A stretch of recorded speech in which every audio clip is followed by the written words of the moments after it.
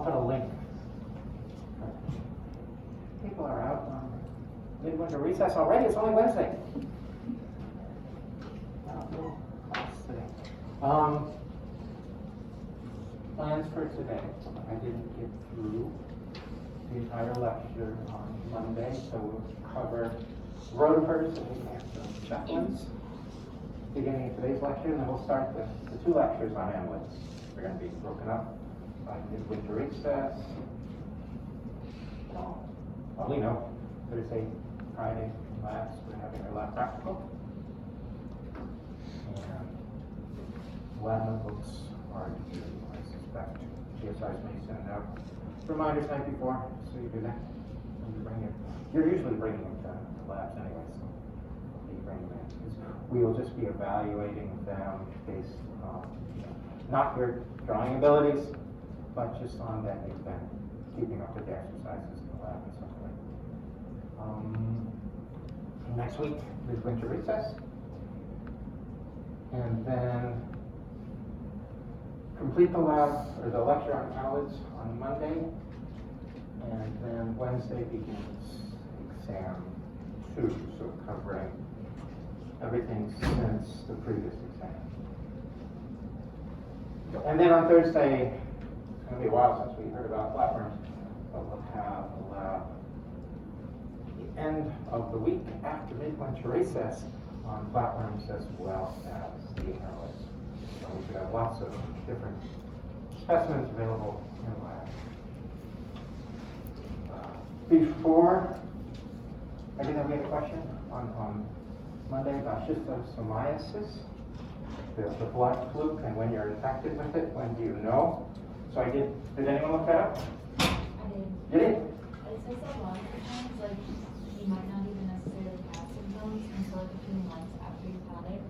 And then, like, it's kind of like you can have, it can be random stuff. Like, so, like you could have, like, pain, it says, like, abdominal pain, or, like, fevers, or, so it's kind of just, like, I feel like there's telltale signs, like, you have this. Yeah, I think the basic symptoms were, it seemed like flu-like symptoms. I wrote them down. Fever, cough, muscle aches. Yeah. That could be flu, that could be COVID. And so you may not recognize that it is. So I think oftentimes, in areas where schistosomiasis is prevalent, probably recognized by the doctors there that this may be a case of schistosomiasis. If you were in a place where schistosomiasis is prevalent and then you return home where it's not, it may be more difficult to decide. But I think most doctors ask, have you been traveling recently? And then it's just an anti-helminth medication that you take in order to remove the worm from your body.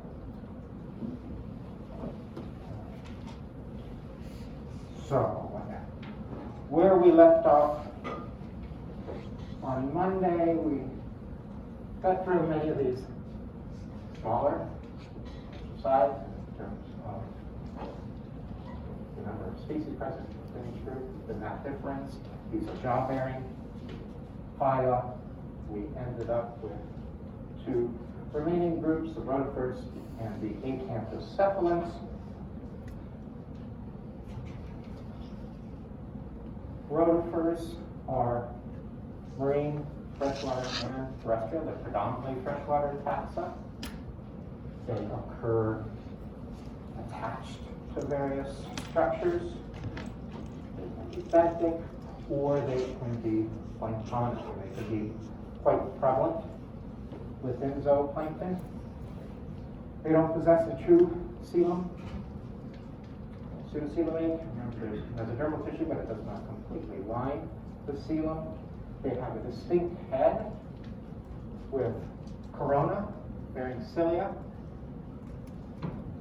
and a pharynx where the jaws are present. And the jaws tend to be specific for different species, so they can be diagnostic for recognized species. They're also particular for the types of food that are being consumed by the particular species of rotifer. These are dioecious species, mostly, engage in internal fertilization, And a number of members of this phyla, particular groups, exhibit parthenogenesis, where females are produced. The book also describes presence of amictic and mictic eggs that may be produced. Mixtic referring to mixing. So amictic are those that do not mix. So these are diploid eggs that will develop directly into females.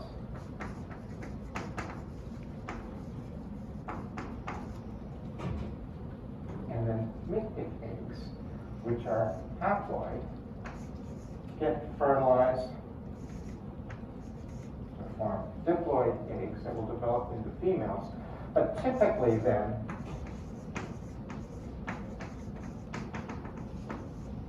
these are resting eggs. So eggs, kind of like gemmules that we talked about with regard to sponges, eggs that can arrest the development and then later develop, continue developing when conditions are better.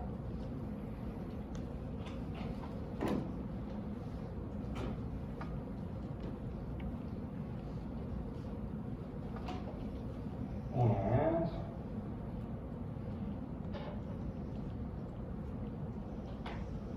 I do not, I'll have to remember, I do not believe we're ordering any rotifers this year, but I'll check the list. But there's a little video here. Oh, I gotta press the play button. It will show you why they bear this particular name. Rotifer, fur for bearing, roto for wheel. Little wheel-bearing organisms, because the corona and ciliary action on the corona looks like little wheels moving. Engaged in feeding, do not approach them too quickly. So they're bringing in food material into the pharynx, and they're touched again. And then using the pharynx to break apart food material to digest.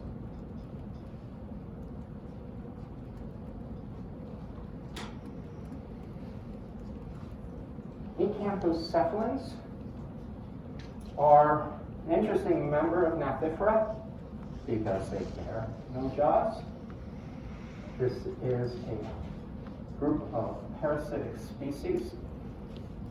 Acanthocephala, acantho spine, cephala means head, so these are spiny-headed worms that are parasitic. Endoparasites occur in the digestive tract of a variety of different vertebrates. There are marine, freshwater taxa. They're terrestrial taxa in terms of they inhabit terrestrial organisms. Marine taxa can inhabit fishes as well as marine birds and marine mammals. The proboscis that can extend out from the head of the animal is used for attaching to the host. These, like their close relatives, dioecious, they engage in internal fertilization, and a shelled larval stage is produced from the female within the female.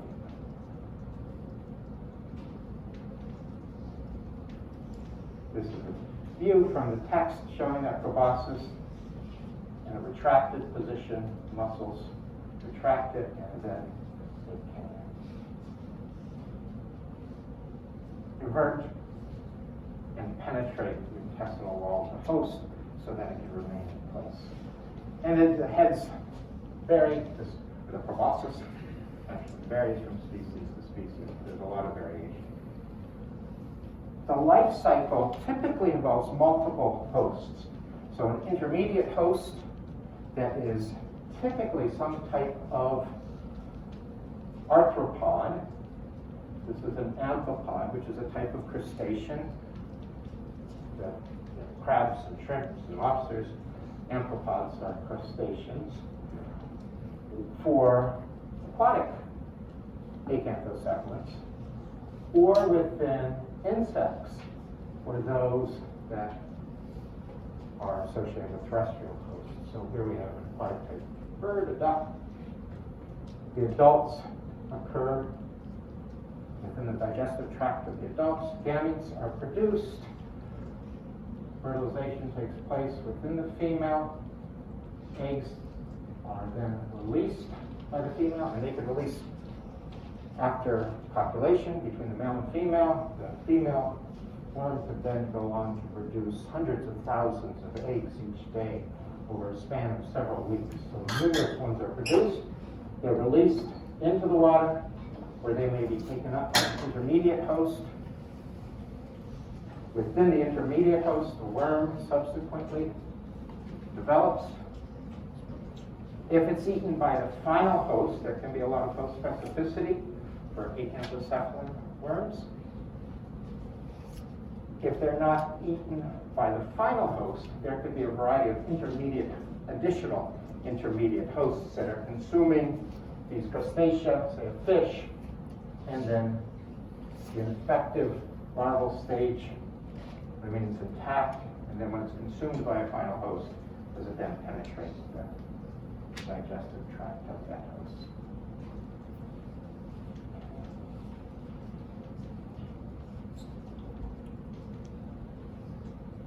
So we had been up to here prior to Monday in today's lecture. We're now halfway through the 32 phyla, at least the 32 phyla that our book recognizes, the 32 different animal phyla. We're about halfway through, so what we have in front of us are some of the major groups, annelids and mollusks, which we'll have multiple lectures on, and the arthropods, which we will finish the semester with, at least in terms of the lectures. And sometimes I stop thinking I don't catch it. Arthropods.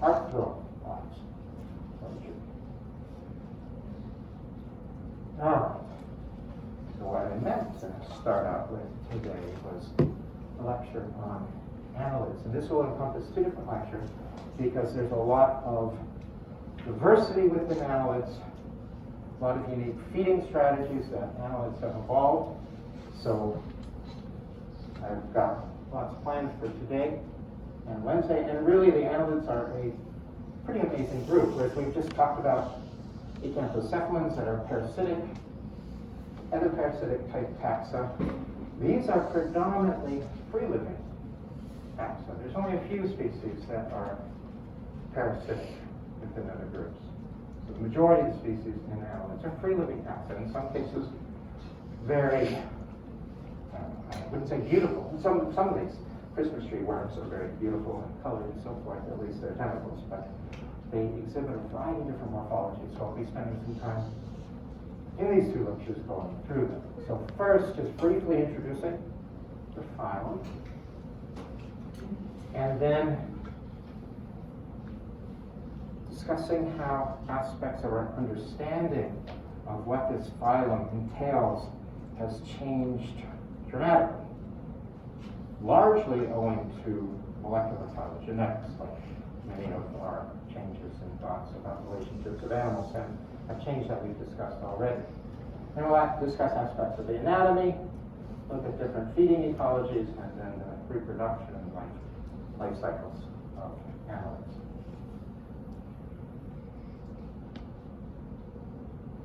And you know it's coming. There's lots of cool things about annelids mentioned in our text. Some that I don't agree with. So what interesting features did you learn about annelids from the chapter? Oh, you're already ready to go. Good.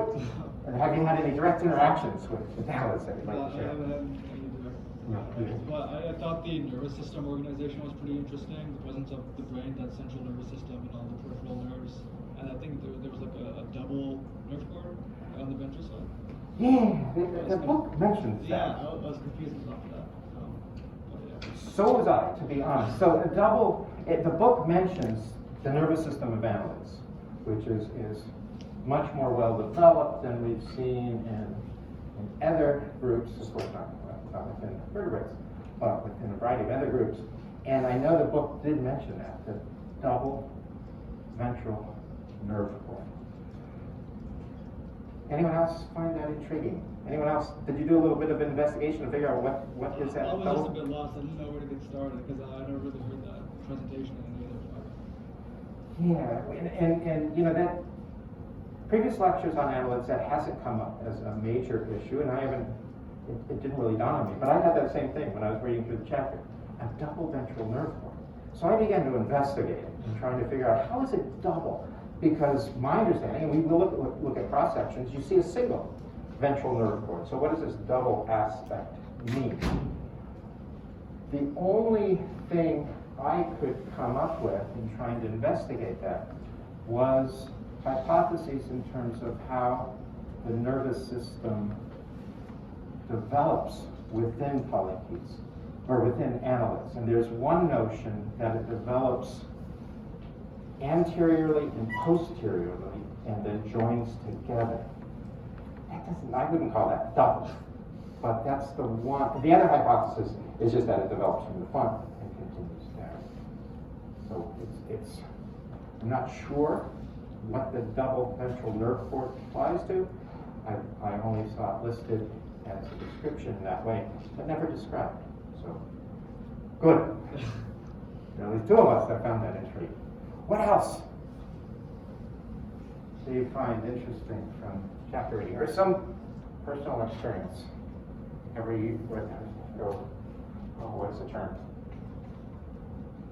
Need fishing bait and go out trying to attract earthworms? I've seen people, anyone ever out attracting earthworms with kind of rubbing a stick? Yes? Yeah. But did it work? Yeah. I know I had cousins who would tell me that would work, and we tried. But normally just digging around the ground we get them out. But if you're ever out pulling weeds in the garden, sometimes they just pop up. So some of those vibrations can cause earthworms to emerge. Something interesting from the chapter. Somebody's got to have something. Leeches are a separate part of annelids in that they don't, for some reason, have a hydrostatic skeleton. Right, so there's no internal compartments within a leech. They have segmentation, but the different cavities that you find within other annelids is totally broken down within leeches, which is intriguing. Other features?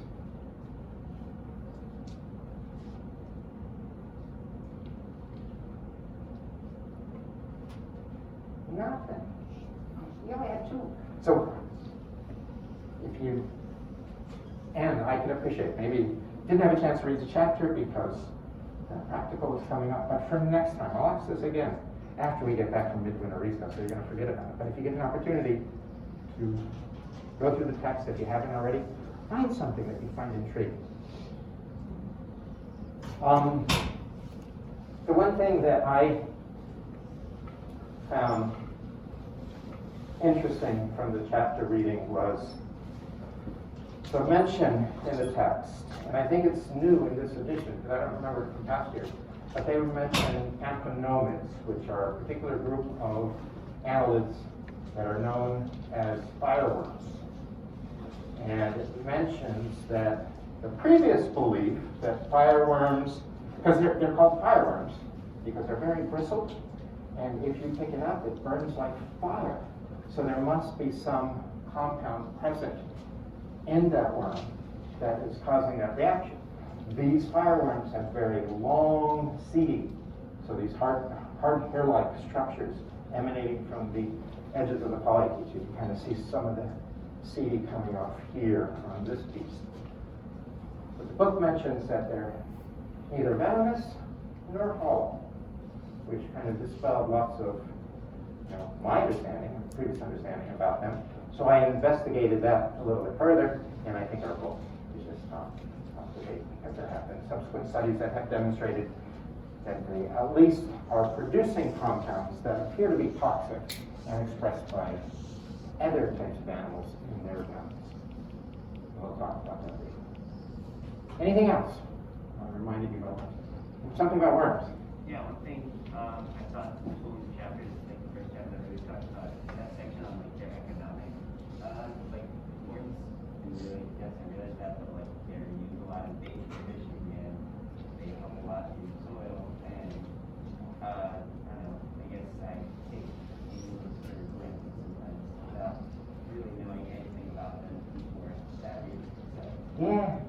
economically important. They are, you stop by any gas station and pick up earthworms, right?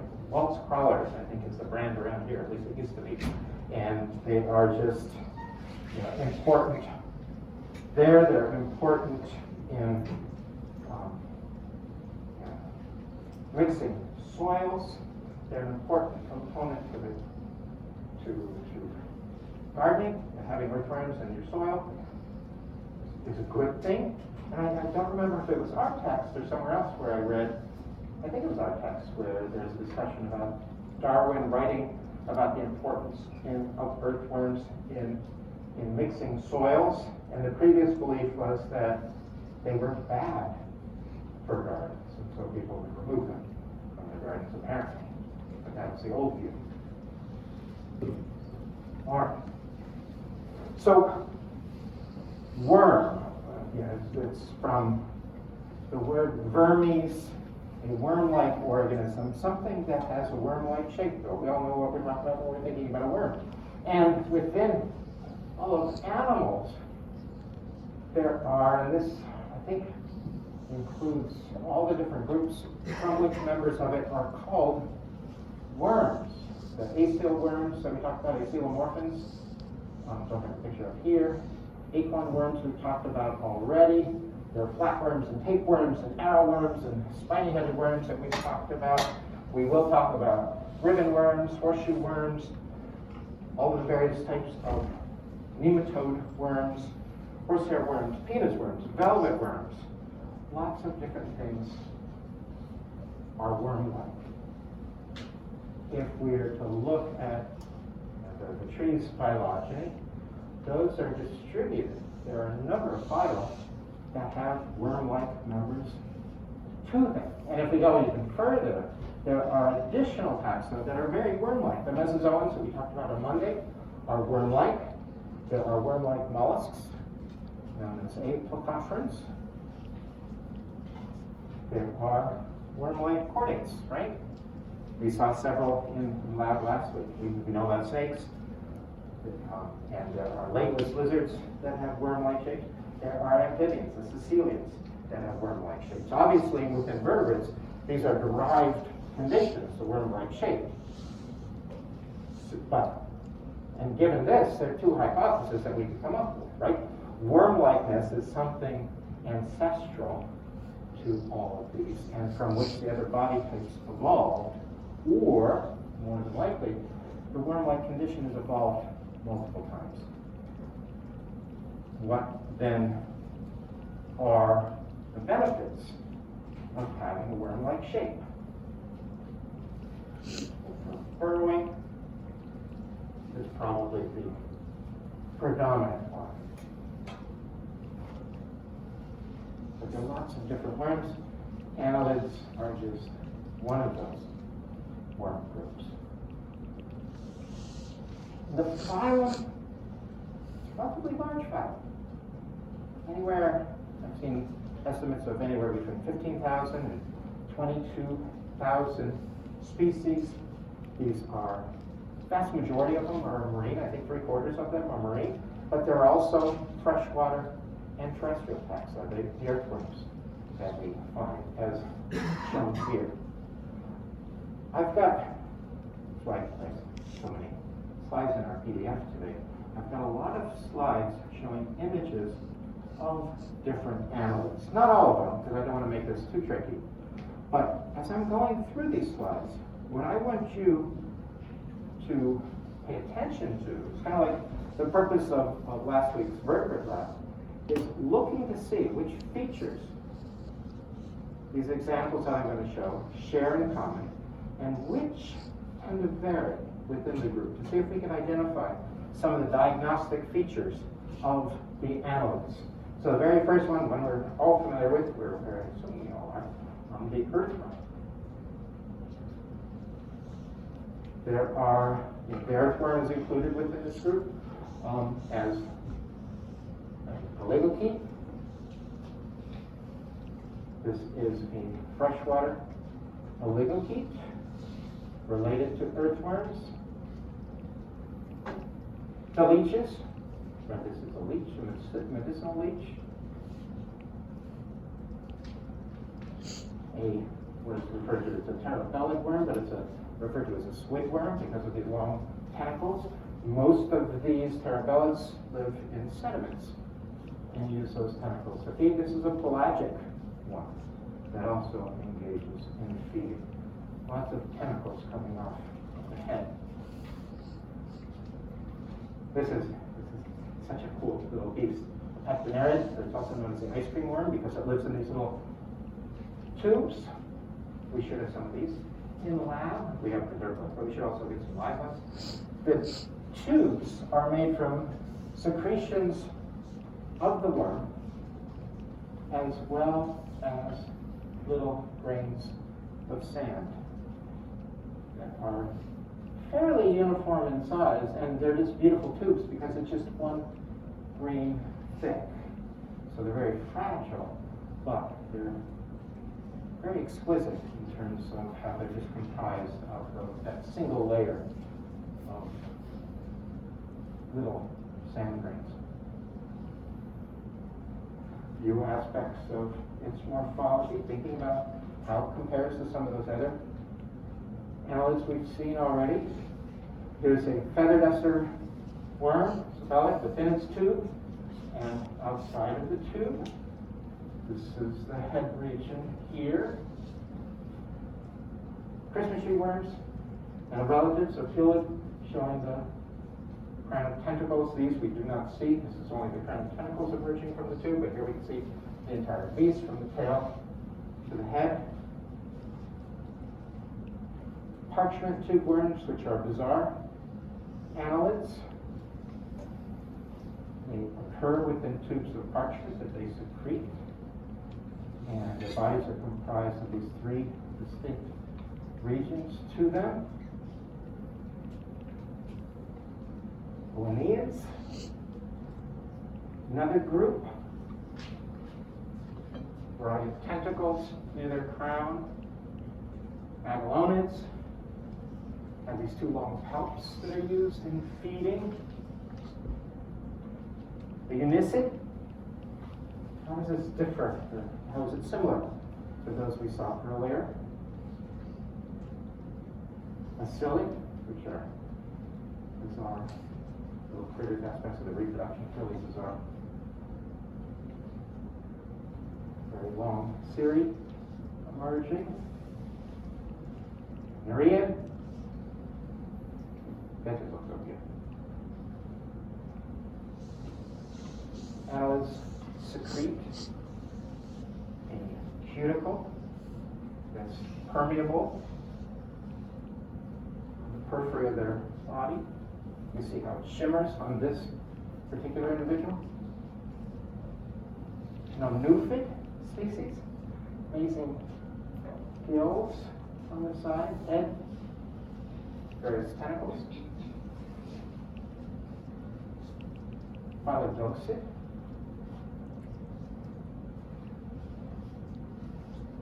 Sea mouse.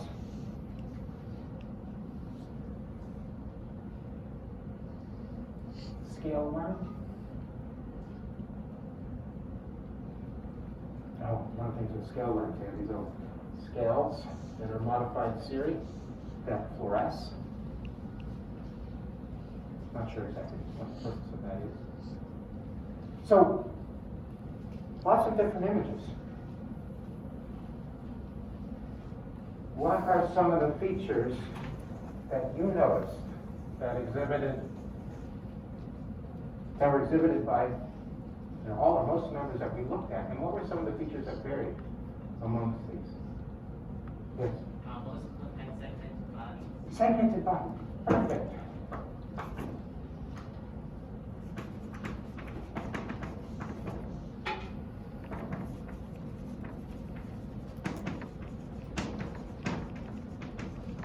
Segmented bodies. Analog means rings. So these are annulated worms. Worms made up of distinct segments. And here's an image that shows a few of the photos that we saw with your Lego key. It's not as easy to recognize those distinct segments, but we can see that within the earthworm. We can see that in all of these different beasts here. The leech exhibits segmentation externally, however internally that totally breaks down.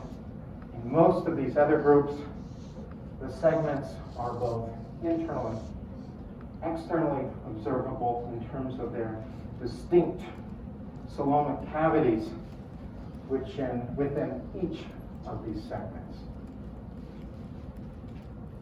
It's not true in all cases. Sometimes there are breaks between the septa that separate the different segments.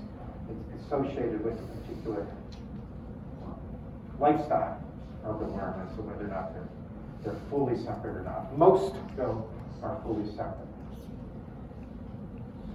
Segmentation. That's one feature. What else did we notice? Something that's either unique for all members or that's variable amongst the members. Bilateral symmetry. Oh, very good.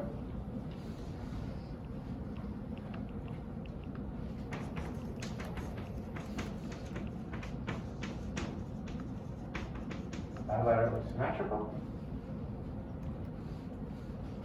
Most phototropics, most phototropizomes are bilaterally symmetrical. Most virusomes, so they're part of bilaterium, so that's an ancestral feature of the group within Annelida that is maintained. I can't think of any species that are not bilaterally symmetrical. Other features.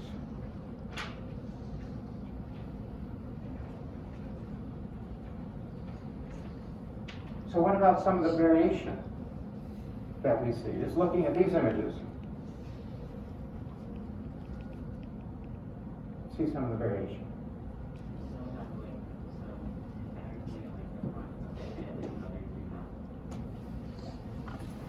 Exactly.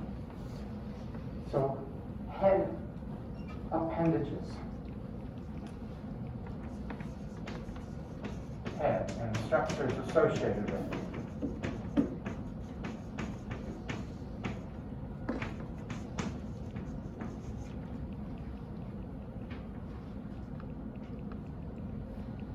This oligotete, can you tell which side is the head? Try to look at it a little bit to figure it out. I'm assuming this is the head of this beast here, an earthworm. One is the head, not distinguishable. Even in this leech, you know which end is necessarily the head. This is the head end on this piece here, but it's not easy to tell. While in these other, that one is not, the pectinary is not as obvious where the head is, but these others, the head is very obvious, and there are numerous tentacles and projections coming from the head area. What we'll see is that these groups are all derived from the same common ancestor, oligothetes as well as leeches. So presumably the common ancestor of this lineage is derived and lost many of the features present in the head. Many polychaetes, we can see in this particular one, many annelids have a variety of different sensory systems, sensory structures associated with the head as well as other parts of the body, but they're predominantly associated with the head. In leeches, see some eye spots here, but in other taxa, some of those sensory structures are entirely absent. So there's a lot of variation in aspects of the anatomy of the head.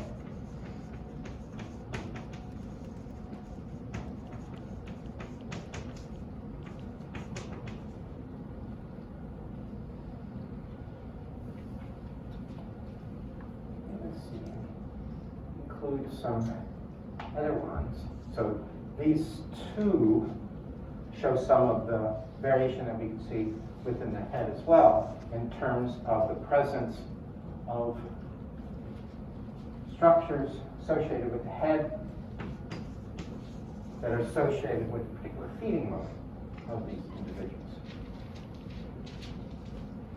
Many of these over here are parental.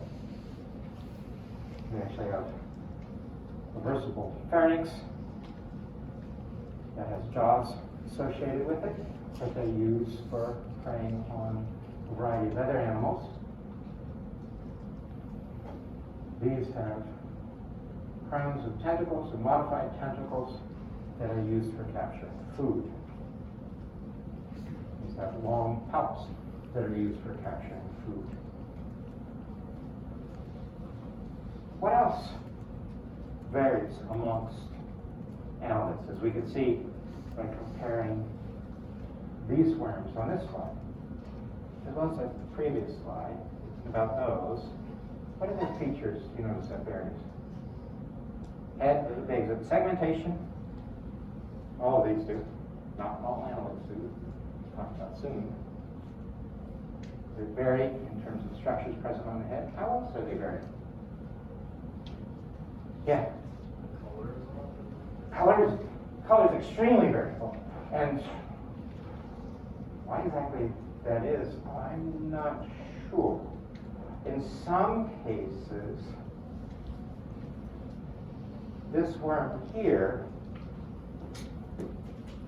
has these colorful structures that are feathery and associated with different segments. They're red in appearance. I do not know for certain, but I would assume that this particular worm uses hemoglobin as a respiratory organ, and these are gills, and so they are rich in, those gills may be rich in hemoglobin, so that may be associated with the color of that particular piece. But the other colors, I'm not sure what they may be the result of. They may be a result of eating in their diet, or they may be cryptic coloration patterns. I do not know. But yes, another thing is they vary in aspects of their color. Aspects of body morphology.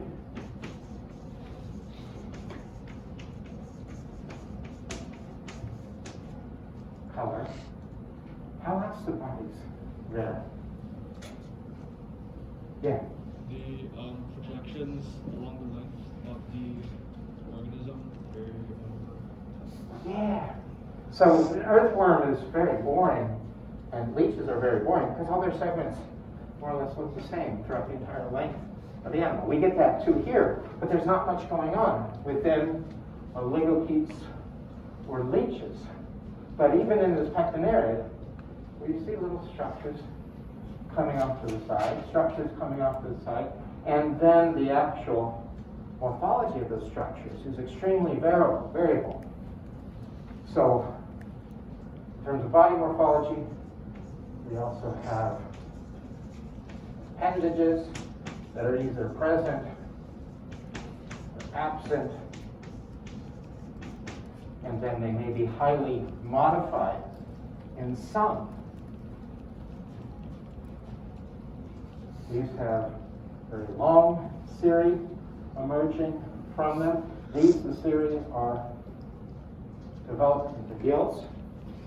The cirri are developed into plate-like structures. Showed a scale worm earlier.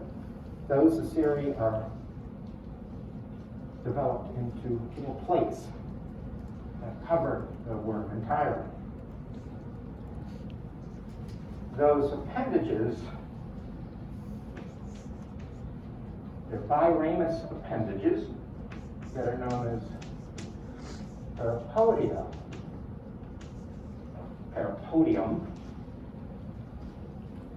Paired appendages on each segment, and they're presumably associated with movement, allowing for greater movement within them. They're also, so some worms have specialized gills that are associated with the parapodia, the cirri that emerge from the upper part of the appendage. In others, that large structure, the appendage, is increasing the surface area of the worm. There are no specialized tissues involved with gas exchange, respiration.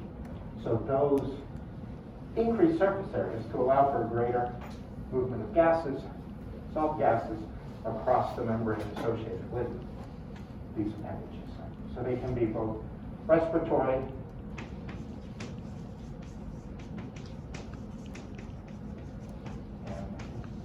And function is also involved in locomotion, movement.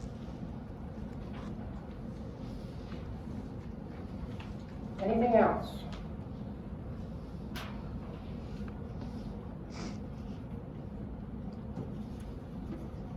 Please notice that varies. Yes? Oh, like the secretion of the external skeleton in, what was it?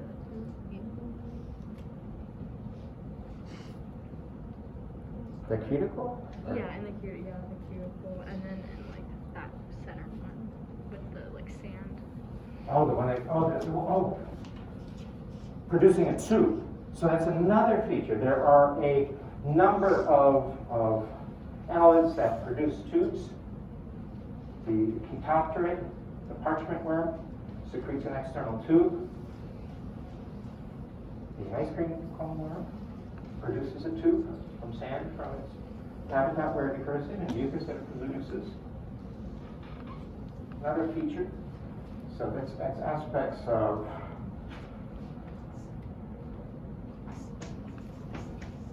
morphology, I suppose. Tube production varies. And what we'll see is that annelids can be classified in terms of aspects of their lifestyles. There are, I'm going to start at the top. So I've got room over here. There are two main lifestyles within annelids.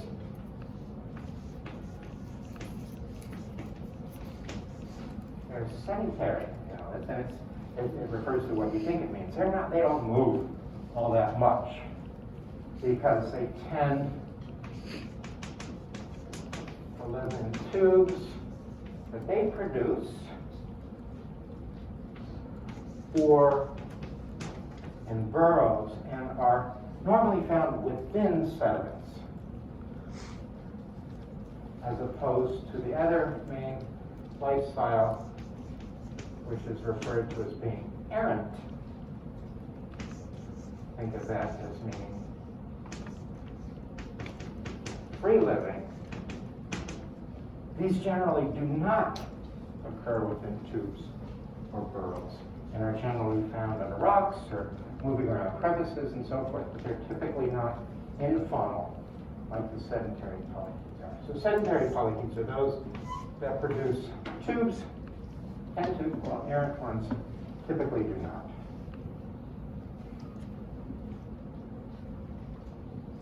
And for those of you with really good vision, what other feature are we missing with regards to how these critters vary?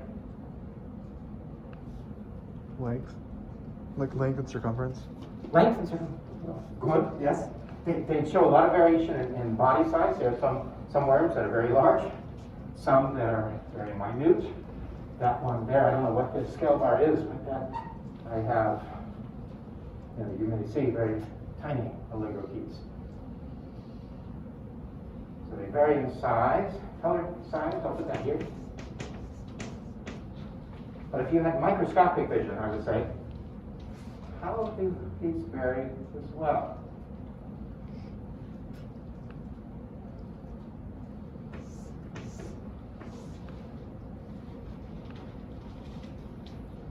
Yeah.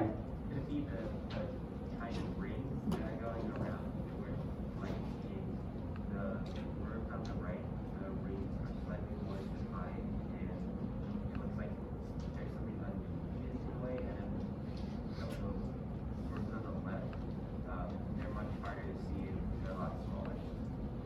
Yeah, so there are different aspects of how prominent the segments can be observed. So certainly there's one, but I'm talking about even looking more microscopically. You can't even see it on these images. But if you read the chapter, you may remember some of the features that vary within these groups and are generally diagnostic for annelids.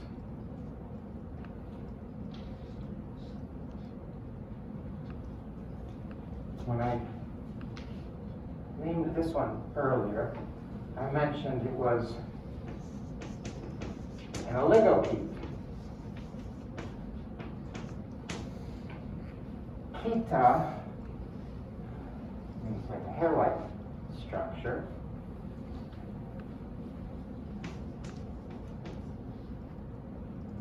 And oligo means few.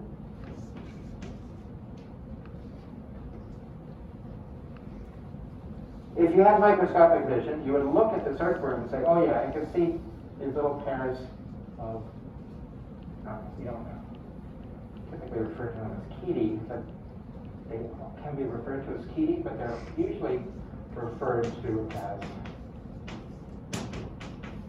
cetae, S-C-T-A-E. It's essentially synonymous with chaetae, and you'll hear people use both terms, and I'll probably use them interchangeably too. We don't call them oligoceta. We call them oligochaetes, but that latter term is interchangeable. That's a little hair, or those are hair. Cetae is plural. Ceta is singular, like larva and larvae. But these have few hairs. Oligochaetes have very few hairs. Leeches tend to have none, which is likely a derived condition. But if we look closely at the parapodia of these, we would find many cetae.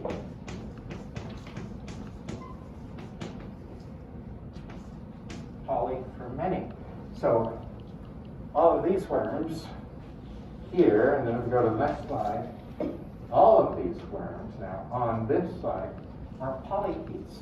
And if we were to look closely at each segment and the parapodia, the appendages, there are a number of cetae that are present within those segments.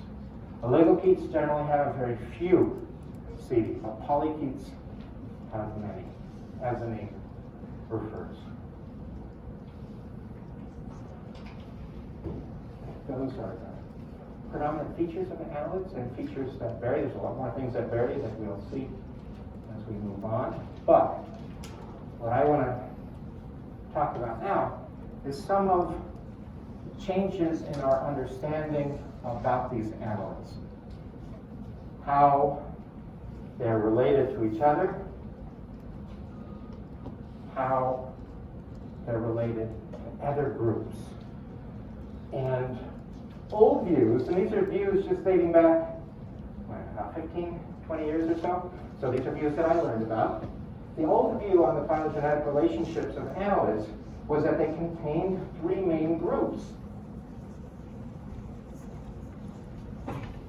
The oligochaetes, as I just described. So these are broken down into, we have phylum, and then we have classes. So there are three classes. Oligochaeta,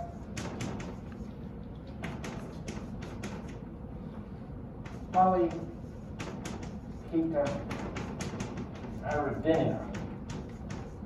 And these are the leeches that were distinct because they don't have any internal segmentation to them. They have no chaetae. Oligochaetes have very few cetae. They don't have head. Is rather simple, typically with no types of tentacles or any appendages emerging from the head, while polychaetes have many cetae and modified head appendages, as well as parapodia. I apologize for the horrible writing, but they have these appendages on each segment that you could recognize them all as being annelids. Externally, these exhibit segmentation. The other thing that they also have that we didn't mention when we previously talked about annelids, but annelids also typically have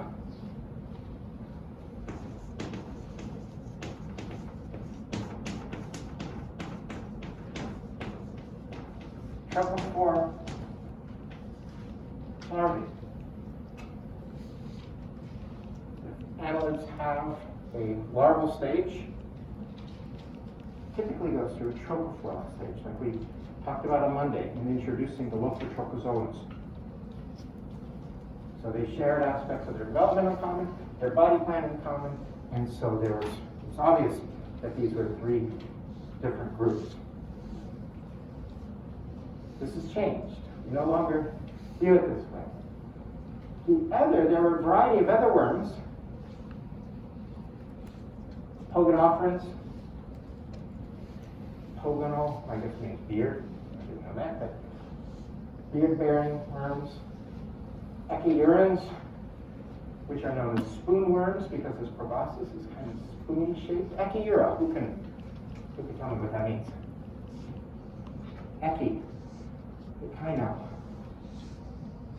echinoid. Spiny, yeah. Spiny and ura.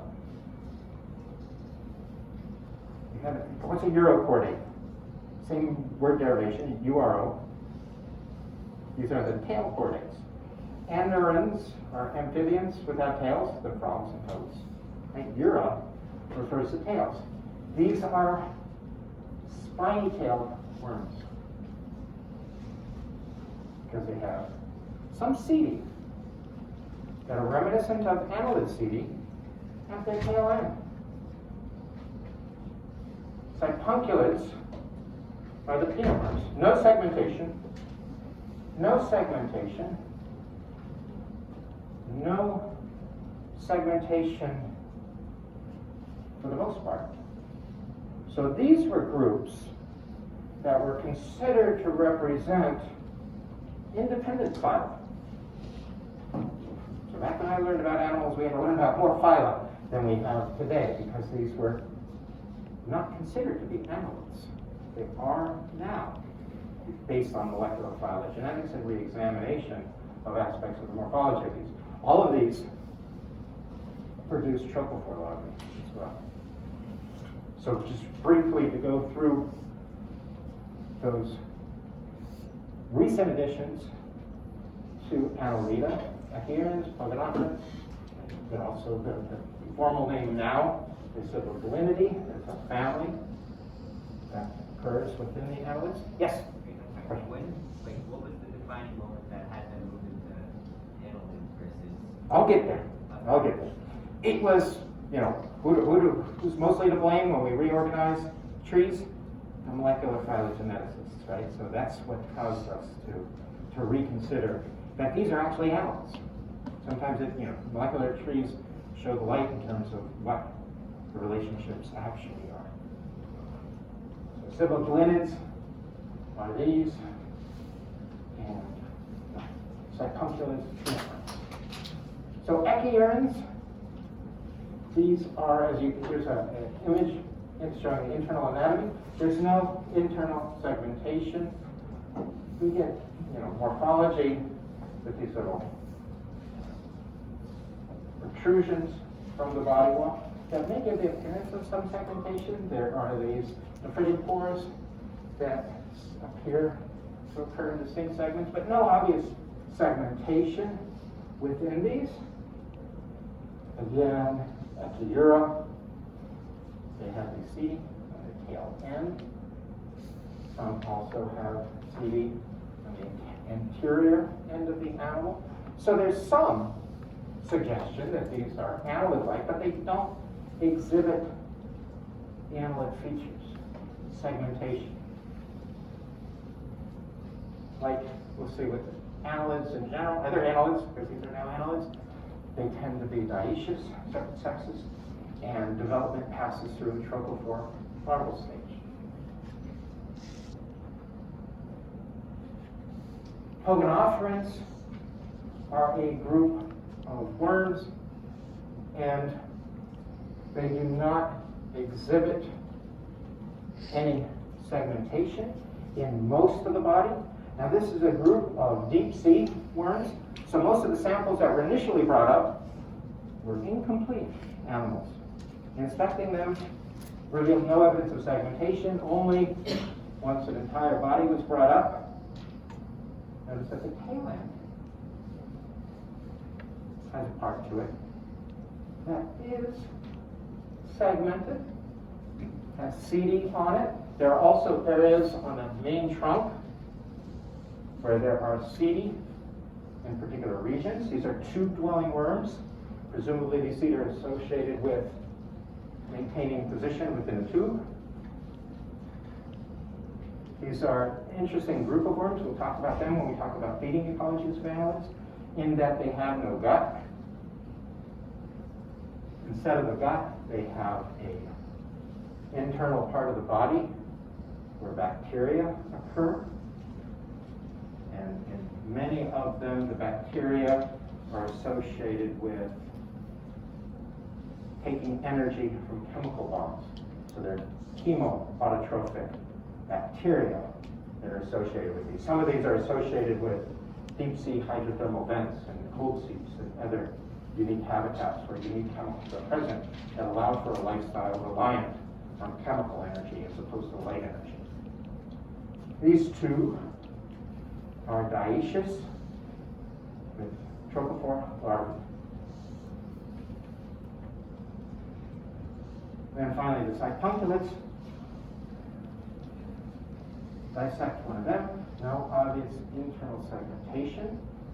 They have a head region known as the introvert that is, it's in a withdrawn state in this. That's why this, I guess, that kind of looks like a peanut. That's why they're referred to peanut worms.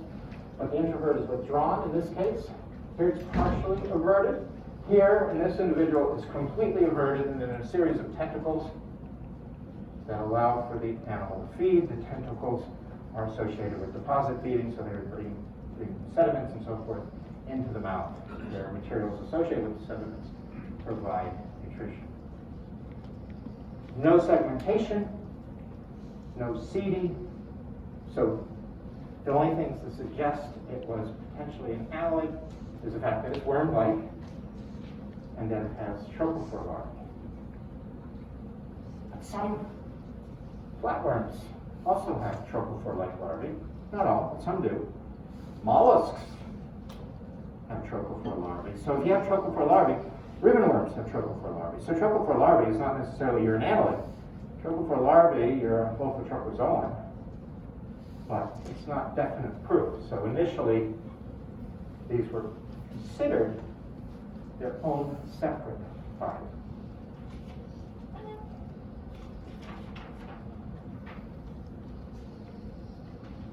Where that changed in 2007, some of these authors we see over and over again, Planich, Bladorn, down at McHugh, she was featured on that video that I was showing in the presentation before. She works on polychaetes.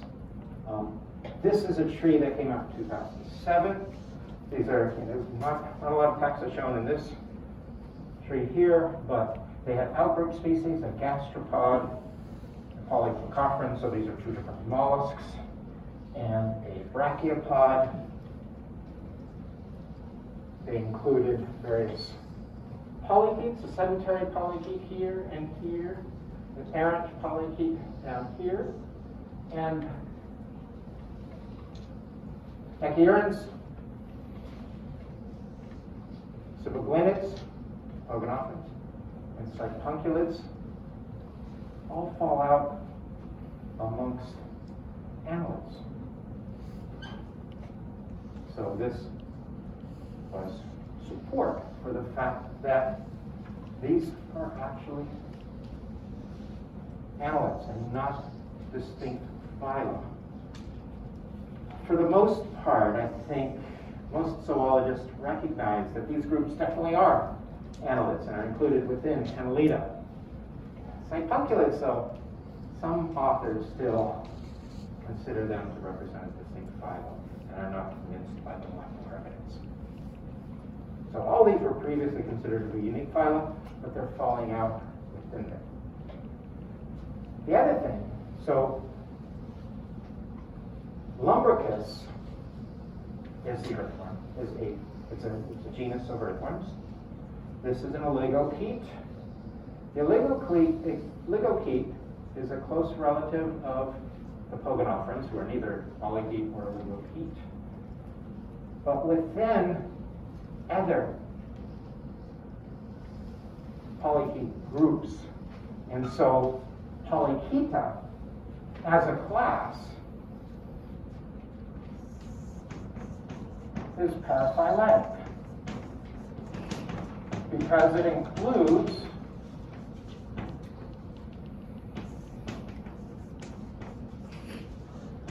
oligopita, right? So this appears to be a good clade based on this tree here, but Polychaeta is paraphyletic because it includes that clade.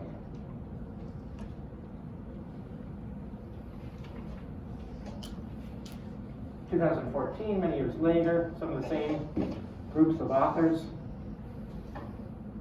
again confirming much more additional species, much more data to further evaluate this. Sipunculates, this is all annelids up here. Sipunculates firmly within annelids, ciboglinids, echiurans, firmly within there. What we find too, I mentioned the two different lifestyles of polychaetes, errant and sedentary. Those look like two good clades. Prior to the 1970s or so, that's what we were taught. That's not what I was taught. I was in high school back then, but the sedentary errant polychaetes were recognized as distinct clades. But beginning in the 1970s then, annelid experts were saying, no, those are paraphyletic assemblages. Not based on any molecular phylogenetics, we didn't have it back then, but there was just a sense that these weren't clades, but they were lifestyles. So some errant polychaetes were close relatives of sedentary polychaetes, and so forth. But as it turns out, the pre-1970 views were correct, that there are clades of errant polychaetes and sedentary polychaetes, and in some cases, some of these taxa group within there. The echiurans and ciboglinids are sedentary. Sipuncula, as well as some of these other groups, that amphinomid are an errant type of polychaete. These are fireworms.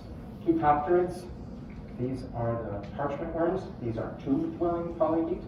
Magellonids and owinids are errant style. So once you get outside, things start to break down. But within these are all uniquely errant and sedentary.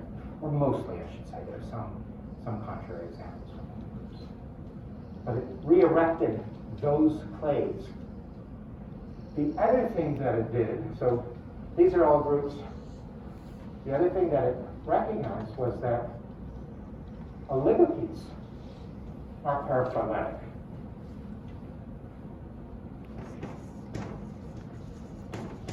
Why? Because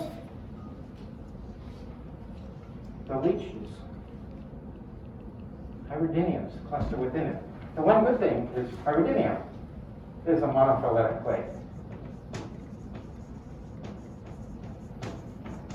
But if we're referring to oligochaetes or polychaetes, these are not good taxonomic terms because they represent paraphyletic assemblages. The other thing I want to note on the main tree too was with regards to where do animals fall, or where do annelids fall relative to other animal phyla. Annelids and mollusks possess trochophore larvae, so too do other groups, Meridians, shown down here. This tree, not with strong support, this tree supported a sister group relationship of annelids and mollusks. Annelids are segmented, mollusks ancestrally may have been segmented. It's a view on their evolution. So this led some to presume that perhaps the segmented feature evolved in the common ancestor of mollusks and annelids, and it was subsequently lost within the majority of the mollusks. Good question. Saying that the annelids are more closely related to mollusks than annelids are more closely related to flatworms. Oh yes. That is like just based off molecular? According to these trees, it's not, so I'll show you, it's not definite, and it's still in limbo in terms of who annelids as well as who mollusks are more closely related to. Right? So yeah, there's not definite proof that this sister group relationship will hold. Good question. Another, so here's one of those contrary examples. So we kind of know about aspects of phylogenetics of annelids and the relationships of annelids to each other, but where they fall out is not always clear. Here are the annelids here. These are the mollusks up here. The Emergians down here. Annelids are falling out close to brachiopods and phoronids, which we'll talk about in a few weeks. These are the lophophore bearing taxa. So it's suggesting a close affinity to them. The branch doesn't have a value associated with it, so I assume it's rather small, so there's not a lot of support for it. Here's an even more recent one. Annelids, it wasn't focusing on the question of where annelids occur, it's focusing on other questions, but you can look at this and see annelids are falling out here, and in this case, their sister group are the Nemerdians, who apparently are a sister group with the flatworms. So our understanding of the actual phylogenetic position of annelids in the tree of animal life, we know they're protostomes, we know they're lophotropozoans, but exactly who they're close relatives of is still uncertain. What we do have a very good handle on, because of work of a variety of different annelid biologists, is the relationships within Annelida. So, and this is similar to the tree I showed earlier, in which case there are two main groups. This one that is the sister of the rest of these are just two different families of polychaetes, the Owiniids and the Magalonids. I showed a few images of those already. They either have these long palps or they have the tentacles that they're using for deposit feeding. And then this larger group, which includes a couple of different families. I think in polychaete, in Annelida, there are about 70 to 80 distinct families, so there are lots of different families of polychaetes, but these are ones that appear to be quite separate from the rest. Chaetopterids, which are the parchment tube worms, form their own distinct group, and then Cypunculids appear to be close relatives of Amphinomids, which are the fireworms. And finally, we have the two clades of sedentary and errant polychaetes. Sedentaria includes the group, we can no longer call them oligochaetes because it's a paraphyletic assemblage. The term that includes oligochaetes and leeches is referred to as clitolata because of the presence of a clitellum on oligochaetes, that little swollen part of earthworms that you see, that's involved in reproduction. It also occurs within leeches, so this group has been named the clitolids. Uridinea can refer to leeches because that is a monophyletic group within there. Sedentaria, most of these are just families. Cypuncula includes a number of families, but most of the diversity is present within the sedentary and errant clades. Sedentaria and Aurantia that include a number of different groups. I will, in the lecture on Monday, after we all get back from midwinter recess, I'll use this tree in a discussion about the feeding ecologies of many of the different groups of annelids to evaluate how diets have evolved within this group. And so we'll come back to this tree in a week and a half or so. All right, so this finally is the tree that is present in our text. It doesn't include the detail that I showed in the previous slide, but it shows some of these groups.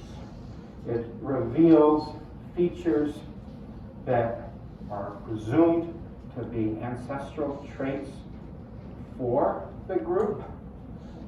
Metameric body. Metamerism is segmentation. Biramus parapodia with internal seedy. talked about the polyhedroids. They have parapodia. Ancestrally, presumably the common ancestor of annelids possessed the parapodia, the internal seedy or supporting structures of the parapodia. We'll talk about those next week. Presence of grooved palps emerging from the head. Paired epidermal seedy, the seedy that are associated with the parapodia on polyhedroids, and which is the body segments on oligohedroids. Nuchal organs, which are chemosensory organs associated with the head of polyhedroids. And circumculus. Bicellular eyes that are comprised of two different cell types. We'll see aspects of this on Monday. And then phylogenetic relationships. I always hate when this is the unifying character, but sometimes it is. Molecular character states show us that this group all share a common ancestor, and then there are various traits that are distinct to members of those groups.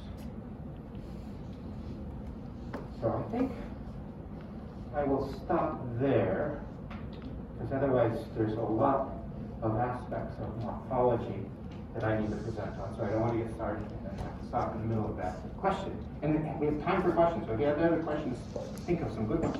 Yeah, this is a book with Drusilla and Clark on the top.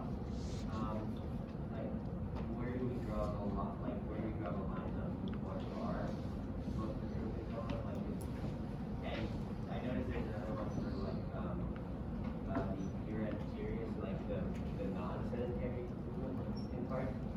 Is this like the first tree we have the in part? So like, how do we determine what? And can we just like, can we say, oh, these wounds are non-sedentary, and like, because there are other wounds that are. So, okay, so lobotropism in part on there at least refers to the fact that so we're not including the platyhelminthes or the mollusks and so forth, so I think that's there just to recognize that particular group. The sedentaria in part, again, because they're not listing all the different families, and so because it's a text that is trying to summarize information on the group, it couldn't go into the same level of detail like in the earlier publication I showed about all the different sedentary. And even that one was in part. That tree I showed before, I think there were maybe like 40 families shown in the sedentaria and the rancha. Even that doesn't include all of them. So it's kind of a general summary. And some of it may be based on who has been analyzed so far. So it may not be known where a particular family falls out. So I think, does that answer? Yeah. Okay, cool. So yeah, so in part, just because they don't have enough space to show all the different sedentary polyps that fall out in that group, right? Listing clitoliths, echidurids, sabellids, and siboglynids. If we go back, and I can find echidura is here, siboglynids, I don't have to see. Clitolata is up here. So some of those are listed, but not all. The other one actually had a family that's not listed here. I don't see siboglynids. No, I'm sorry, it is down here. It is there. All right, good question. But not all of them are in this one either. Other questions about annelids?